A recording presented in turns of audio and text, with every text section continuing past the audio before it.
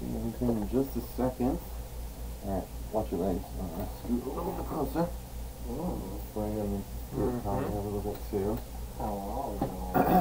Alright. And there we are. Yeah! If I go back up a little bit, you're going to cover the light for them. Yeah. You told me to scoot up. I scoot in. Oh, in. Sorry. Yeah. No, back up still. You're lighting. You see what I mean? He's in shot. That's because you're fucking on. Hi, everybody. Alright. Hey, everyone. Welcome to the horror show. Oh, wait, shit. Hang on. Let me try that again. That's right. Hey, everyone. I'm Cecil Jaime. I'm Mahalo. I'm Jaime En Fuego. And this is your horror show news with booze. Right here. We have a special guest today, guys. Exactly. We have someone that's going to be watching in the background and lurking, could very well be taking a nap without us knowing it in that thing. I might have already been. This is true. I thought you were asleep when I first walked up, but you were still clenching your beer, sir. Well, I was sleeping. The beer hand just never really leaves the beer. You know? What's really funny is there's a tiny hole that talks like a bird's mouth. All right, so Sandra Wheelbrenner is here. What up, Mark? Rogue Reaper's here. Wences is here. Sam Power's here. Mark Pearson is here. Channel Sundowns. Channel Sundown's here. Chris Wright is here. All right, so Fuego. Let's jump right into it. As we should, but first and foremost, we have to apologize for a holiday week and pretty much nothing for horror news. Like, I scoured all the usual suspects of Daily Death, Bloody Disgusting, all those places, trying to find stuff, but there really was very little this week, so, you know, it's unfortunately out of our control in this case. But the big thing that I'm very curious about, and I think this is a good discussion topic, because I know the sleeping giant beside me here, Mr. Mahalo. You call me giant. I'm being facetious. Anyway, The Walking Dead is a show that I know you're a big fan of, and myself and Cecil as well. Maybe not as much lately, but, you know, it's a kick-ass property. I've been finally reading the comic books at Cecil's behest, and I'm through the first 106 or 108 issues now, and it's pretty damn good and a lot of fun. But they did this spin-off show called Fear the Walking Dead. They're saying our audio is very static like. No! Hang on, guys. Let's see if I can fix that. Damn, default microphone. Well, that's what it should be. Is everyone hearing scratchy microphone? Is it all bad? Is everyone hearing scratchy microphone sound? Do I need to try and pull something else over? One sense is funny. Anyway, sorry, yeah, let us know. If it sounds scratchy, I don't know, I'll try and fix something. Yeah. Well, take a nap, Chase. That's cool, buddy. So, yeah, Walking Dead has this crossover show, or this spin-off show, I should say, that I haven't watched yet. It's called Fear the Walking Dead. I know you watched, what, the first or the second? First 2 seasons. First 2 seasons. They're about to start a 4th one. Crazily enough, they're adding Jenna Elfman from Dharma and Greg. Really? She's joining the cast for the 4th season. There's another prolific person. They really want that show to get more viewers and get better ratings, but The Walking Dead just last week had like some of its worst ratings since season 2. People aren't liking this new Negan storyline that they're trying to humanize him a little bit, which I'm presuming is because they're going to make him more of an anti-hero as the series goes on, but that's just my fan theory, having not read further into the comics yet. But they've been teasing a crossover character for a long time, and they haven't revealed, Cecil's jumping, they haven't revealed whether it's a character going from Fear the Walking Dead over to The Walking Dead or vice versa. I still believe that it's probably going to be a character from The Walking Dead that is showing up on Fear that has been killed because Fear the Walking Dead is a prequel, and there's rumors that it might be the governor, it might be Negan, it might be Abraham, but the big piece of news to mention, as I don't burp my beer up, the big piece of news is that tonight on The Talking Dead, they are revealing who that character is and which show is jumping, you know, doing the back and forth thing. On The Talking Dead, they're revealing They're revealing it on The Talking Dead of all things, which I think is, hey, it'll get people to tune into that silly show, I guess, but, yeah. People tune into that silly show. It's like the second highest rated show. Oh, I know. It's second highest rated show on TV, which is, I'm just not a Hardwick fan, that's just me. I feel kind of jaded about this season. This season just Are you up to date? Because I've only watched the first 2 episodes. I am up to date, and I just feel like this season is not as fantastical or as amazing as any of the other seasons have been.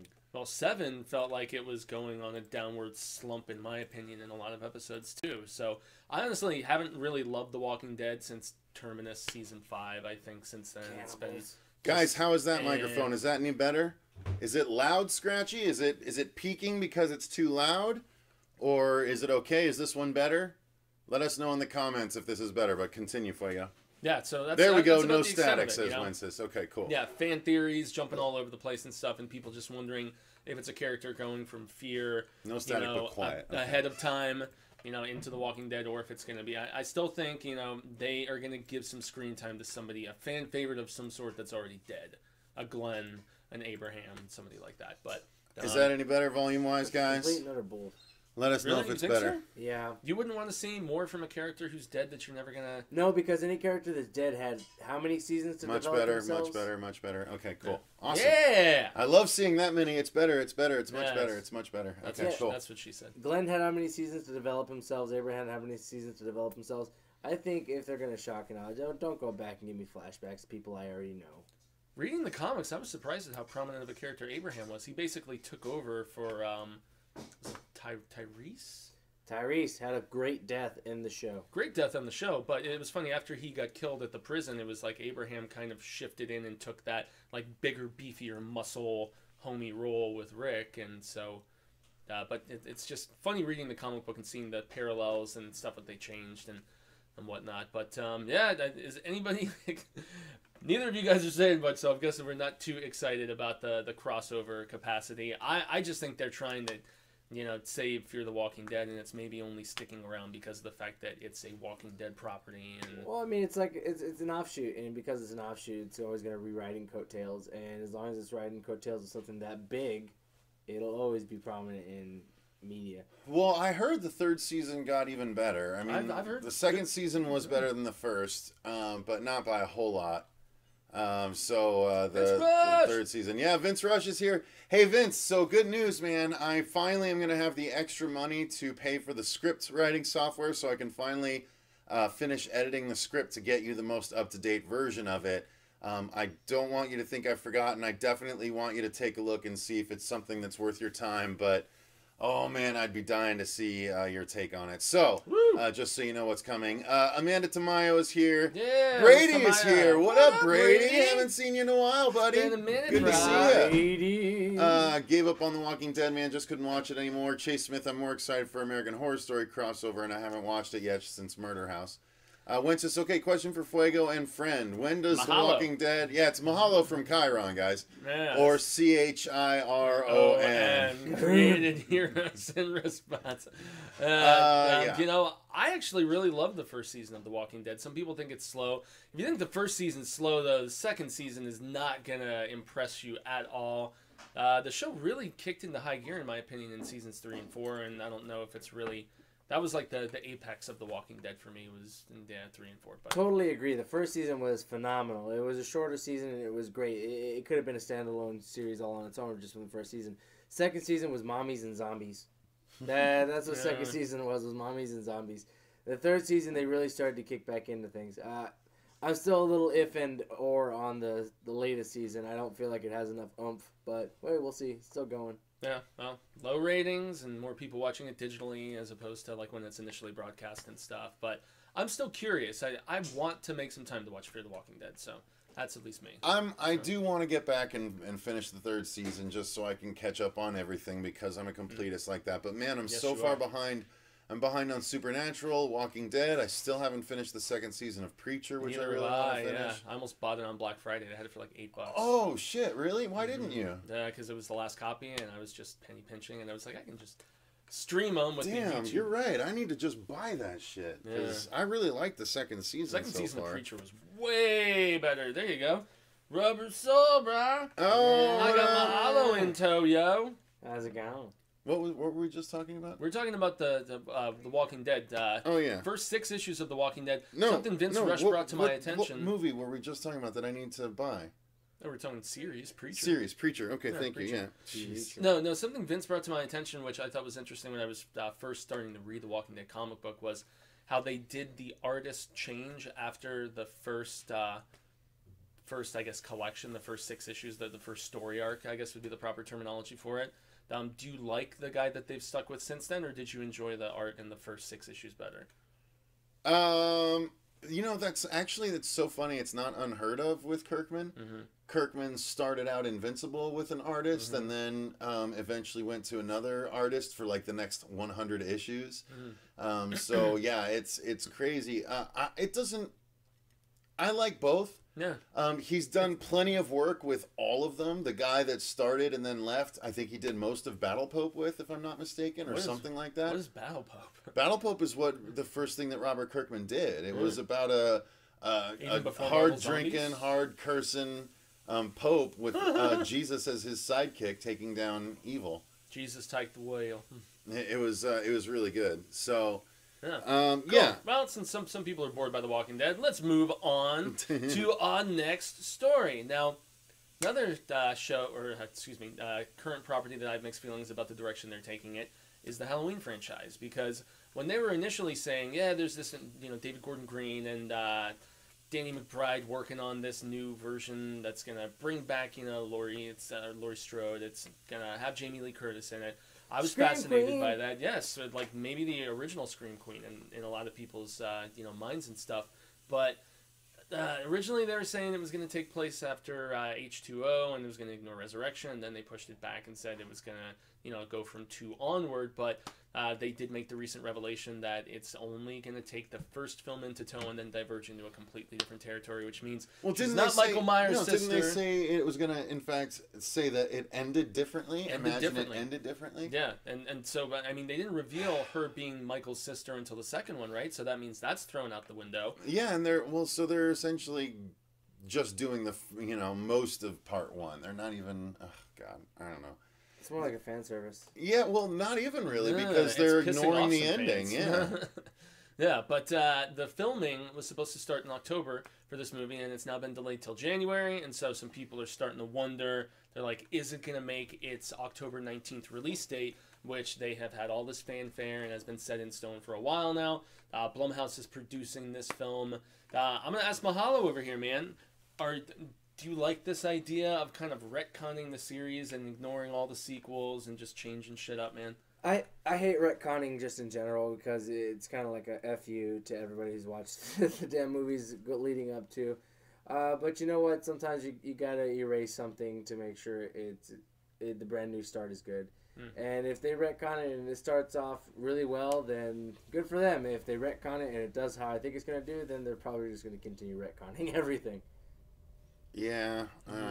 I'm not a fan of it. Me neither. Yeah, especially since I know you liked the girl who was in the sequels who played... was she like a daughter, or was she... Danielle Harris, yes, yeah. Uh-huh. Yeah, and not only that, but she was... At the end of 4, they made you believe that she was going to be the new sort of female Michael Myers, because she ends up... They make you think she's, killed a sibling in a clown costume. She comes up to the top of the stairs bloody, just like Michael Myers was, and Donald Pleasance, is at the bottom of the stairs and sees her and is like, no, no, no! And it's like the most ridiculous, over the top, but, anyway, yeah, so that's what she was in. And then she was actually in the, Rob Zombie ones as well, so... I guess that's why they're upset. Though, right? Her character never did. It didn't die in part. She didn't die in part 5. So technically, the character is still out there. Didn't they recast her for part 6? Wasn't that what happened? Maybe you're right. That was on Paul Rudd, but yeah. So I don't necessarily think this bodes well for this film. I think they're really going to be stretching to get that October 19th release date, but I'll still obviously see it. Michael Myers is personally not one of my favorites of the slashers. People love Halloween, so I don't know. I think Season of the Witch is underrated. What? Rubber Soul 81, I am playing Doctor Who. Okay, so the third story is more of like just a follow-up to a film that bombed pretty badly in theaters, and people won't stop either talking shit about it or just talking about what could have been with a different approach. And Paul Feig was doing a recent interview, and he was the guy behind a film that I really enjoyed that Cecil dragged me to that I thought was going to suck, called Spy, which was amazing. That movie is hilarious, and one of the funniest things I've ever seen Jason Statham do on screen. Melissa McCarthy, is that her name? Yeah, she was much better than I anticipated. And so I know a lot of people like Bridesmaids and some other his comedic work, but the Ghostbusters remake, I didn't necessarily feel like it deserved all of the hate that it received.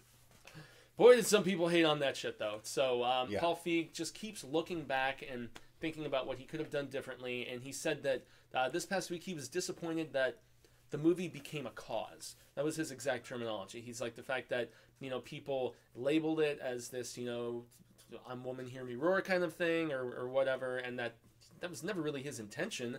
He was just trying to make a fun movie with women, and that the fact that, both for better and for worse, many women liked it and championed it, not necessarily because it was good, but because it was women in the role, and vice versa. Lots of stupid male nerds who have never even seen a real naked woman before them probably hated hard on this shit because of the fact that it was women, which I thought was unnecessary. It's not a bad film, but it's not a good film. It's got its moments where it's okay, but the sad fact is that it's probably a lot of guys that have had sex that are out there and just have real shit beliefs. Yeah, maybe so, that's true. I think it's just, I don't know why Paul Feig continues to try and scapegoat the movie, because it was not a good movie. I mean, there were funny parts, but overall the movie was a bad movie. My favorite part of the movie was the after credit scene.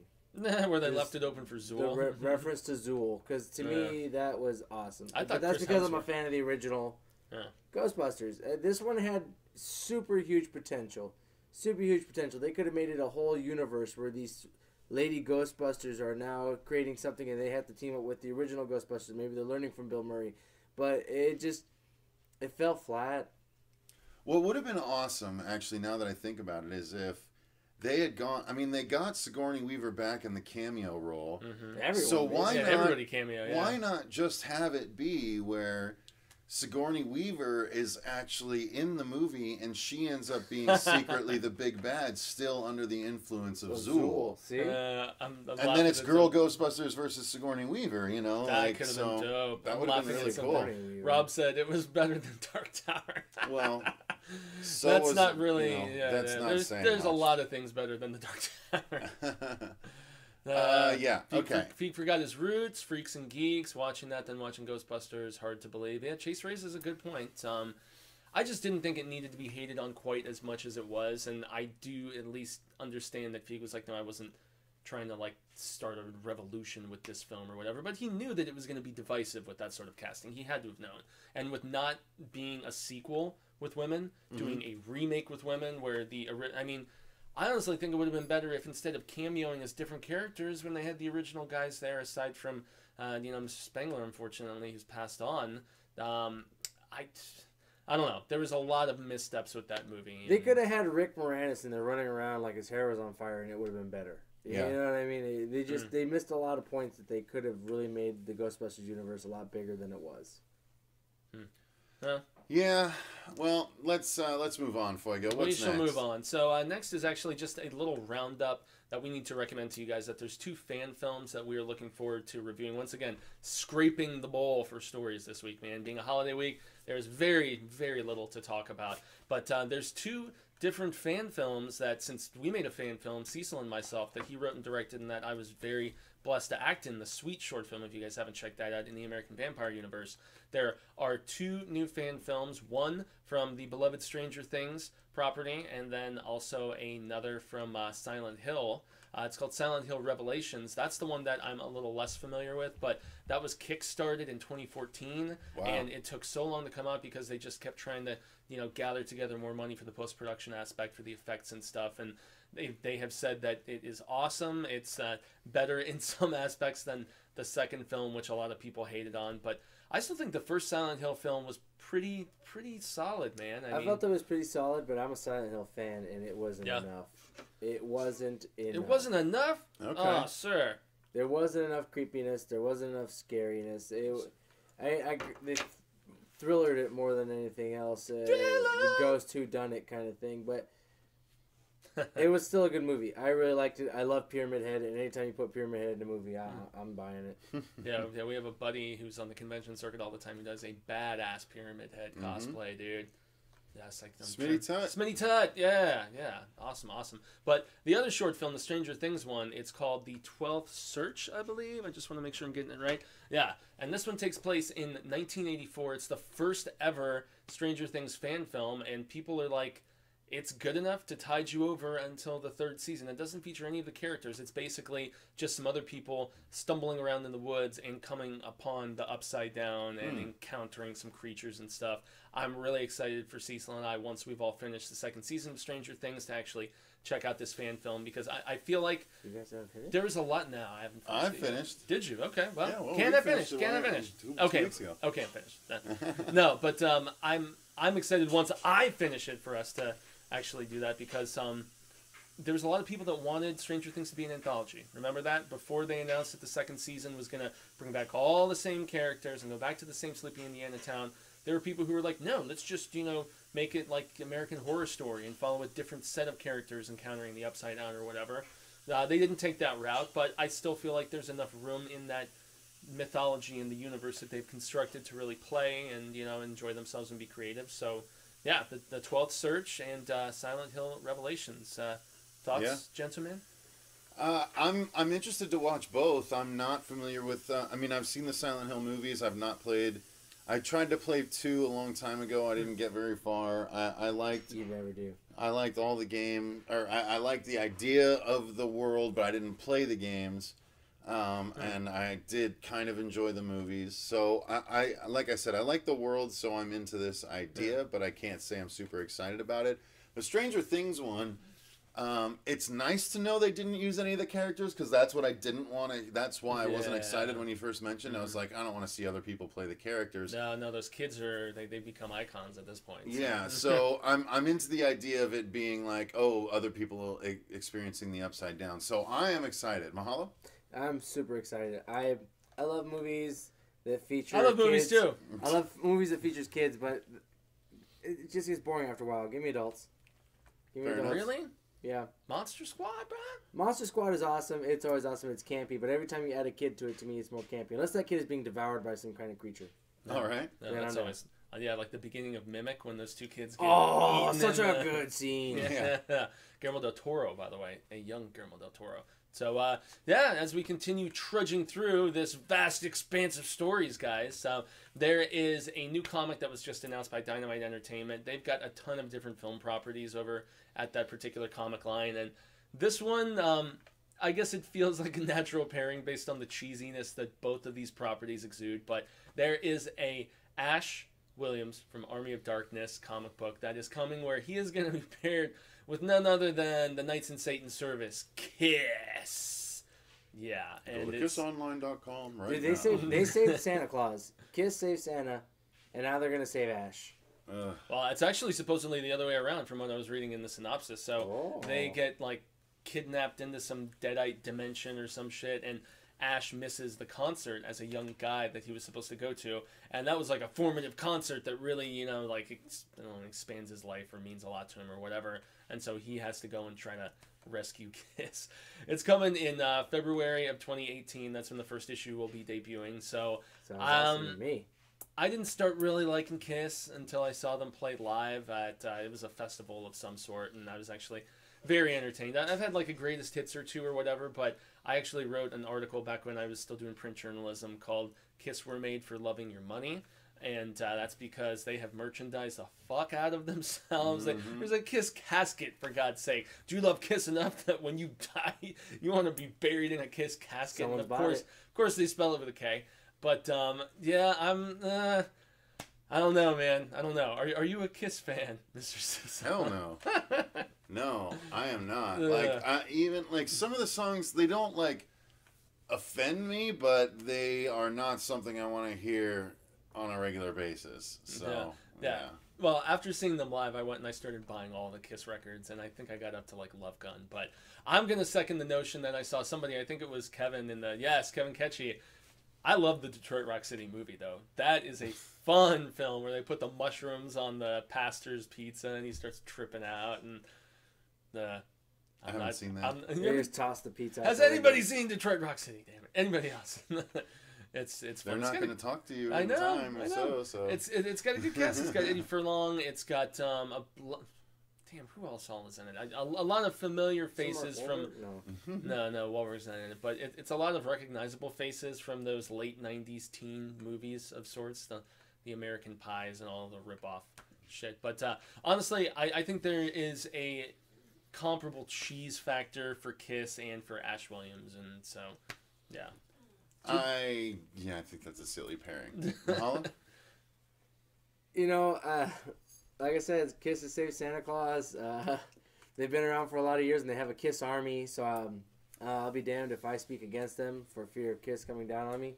I'm down. Yeah, I love Evil Dead.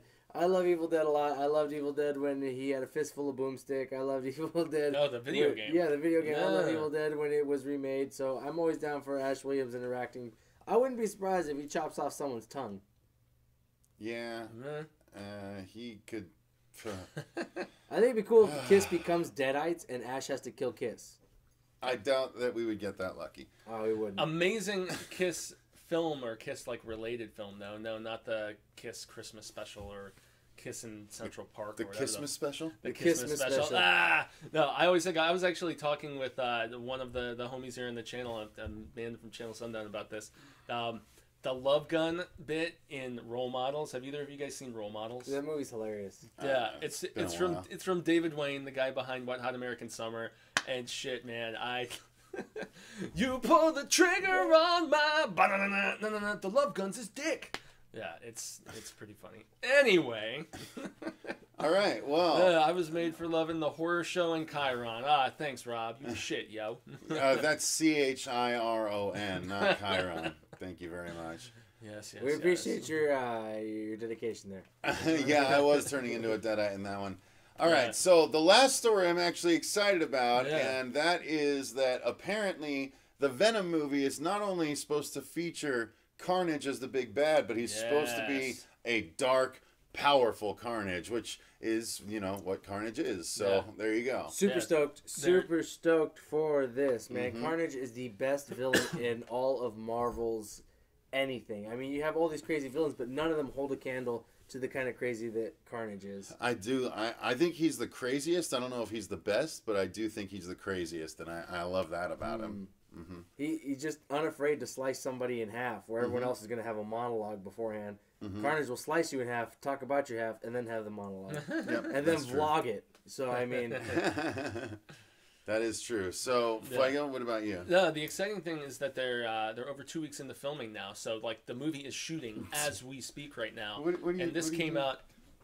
She's crawling. Brittany Lee is crawling and not wanting to see it. She's fixing this. She's fixing it. Oh, there you go. Right, go ahead.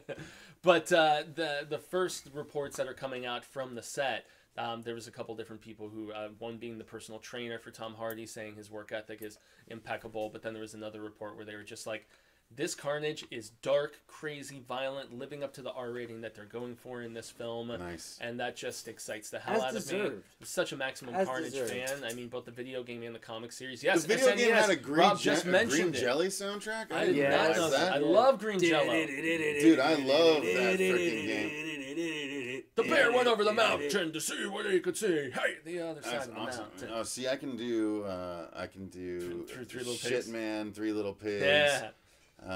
And then Whip Me Teenage Rape. I love that one. Those guys were great, man. Yeah, they actually just had a throwback show just recently here. Vince Russell says Venom better be a brute, not like Spider-Man 3 Venom. Well, it's Tom Hardy playing him, not Topher Grace, so that's going to help by itself. What the hell was with that dance scene? It's a little stout midget who played Bane. So there you go. He's not a midget. He's short, dude. He's like 5'8". Whoa. 5'8" isn't short. I'm 5'5". It's not as tall as some, but okay. yeah, exactly. I retract my statement then. I don't know. I just didn't feel like he was a very foreboding presence as Bane. And that was one of the worst things about Spider-Man 3. Really? There's a movie Tom Hardy's in. All. It's called The Warrior, where he plays an MMA fighter, and he is so buff in that movie. He looks like what Venom should look like in that movie. He was in all Bronson? Chest, all shoulders, all arms, ready to just rip apart somebody. I'm not bored, Sandra. I've just been going for a while today. We put up all the Christmas decorations in the house and outside, and Wake up, Cecil. I'm not asleep. What are you guys talking about? I was close to sleeping like about 20 minutes ago. Mahalo's been asleep on and off throughout this entire broadcast. Hey, whoa. I've caught tidbits.